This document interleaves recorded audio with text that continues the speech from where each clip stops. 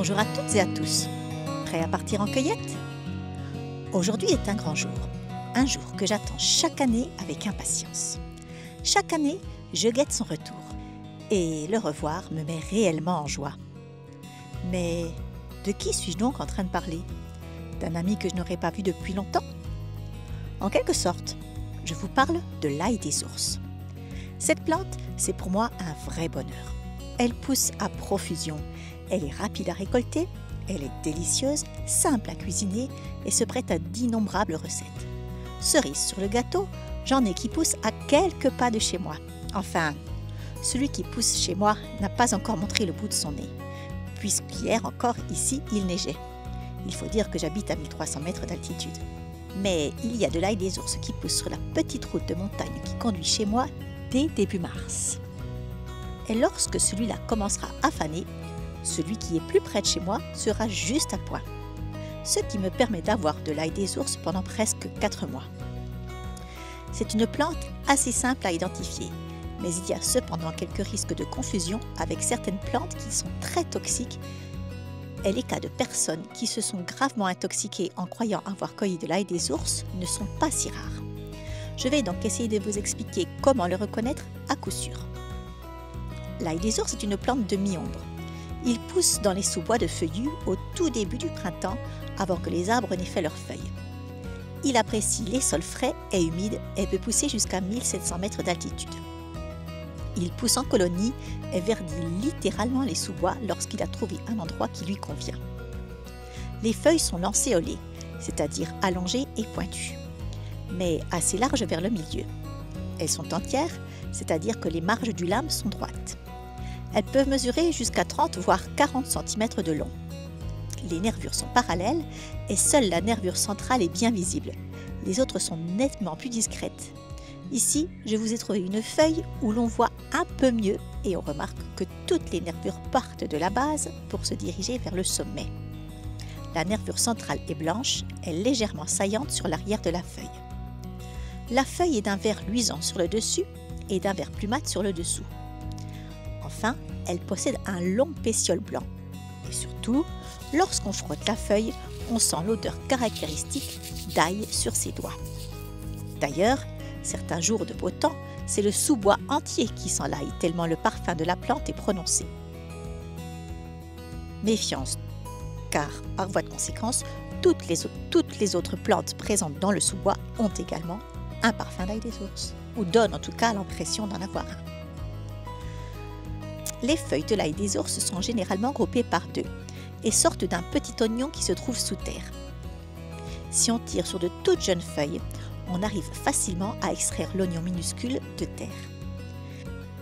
Et si vous regardez sous les touffes de feuilles, vous trouverez un bouton floral pointu qui cache les futures jolies fleurs blanches. Ces fleurs blanches sont d'une incroyable élégance.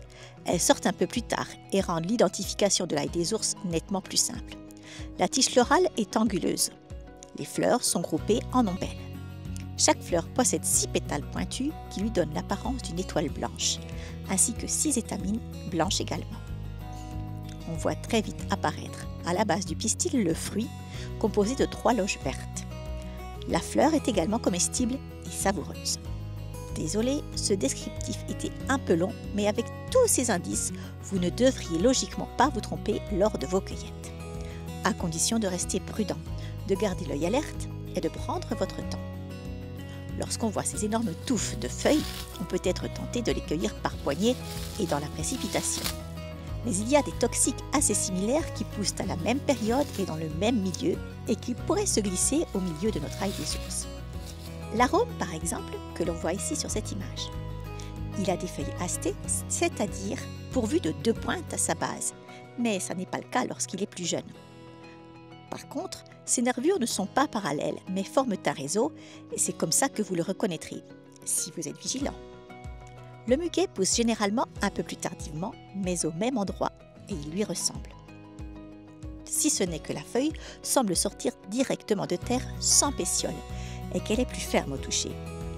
Il en va de même pour la colchique qui pousse plutôt dans les prés, mais qu'on peut trouver en lisière de forêt et dont les feuilles n'ont pas de pétiole, pas de nervures blanches marquées et sont plus rigides et plus étroites. et plus allongée. La pointe des feuilles de colchique est par ailleurs plus arrondie. Et les feuilles sont regroupées par 3 et imbriquées l'une dans l'autre. La jolie fleur rose de colchique n'apparaît qu'à l'automne et, à ce moment-là, les feuilles ont disparu et la fleur apparaît seule. Elle est tout aussi toxique que les feuilles.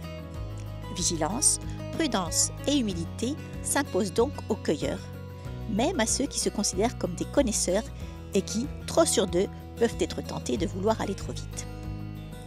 Il est temps maintenant de passer en cuisine. Et là, je me trouve face à un problème majeur. Quelle recette choisir pour mettre l'ail des ours à l'honneur? Il y a tant de possibilités avec cet ingrédient délicieux que je ne sais trop lequel vous présenter. Et si on cuisinait avec des couleurs locales? Une tartiflette revisitée version végétarienne à l'ail des ours par exemple.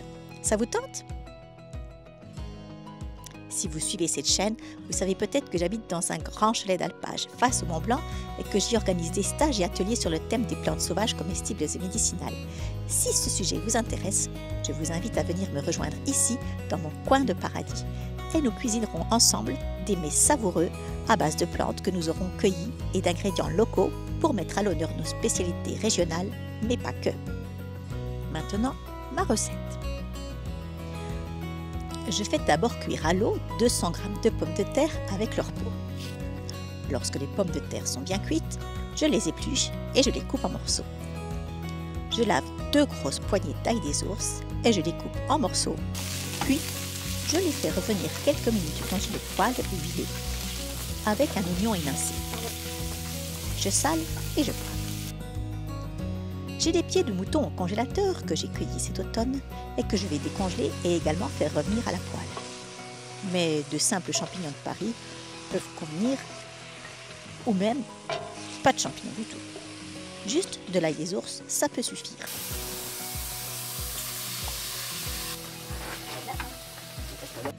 On dispose ensuite dans un moule à gratin en alternance des pommes de terre et un mélange d'ail des ours, de champignons et d'oignons.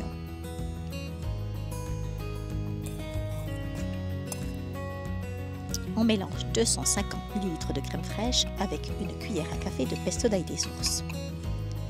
On sale et on poivre à nouveau. On verse notre crème au pesto d'ail des ours sur nos pommes de terre et on recouvre le tout avec des lamelles de reblochon fermier.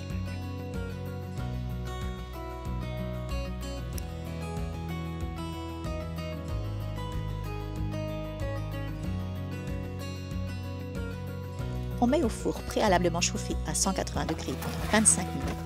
Le reblochon doit avoir bien doré, sinon n'hésitez pas à poursuivre la cuisson. Accompagnez ce plat d'une belle salade verte et d'une belle salade de jeunes pousses et régalez-vous. Bonne cueillette et bon appétit!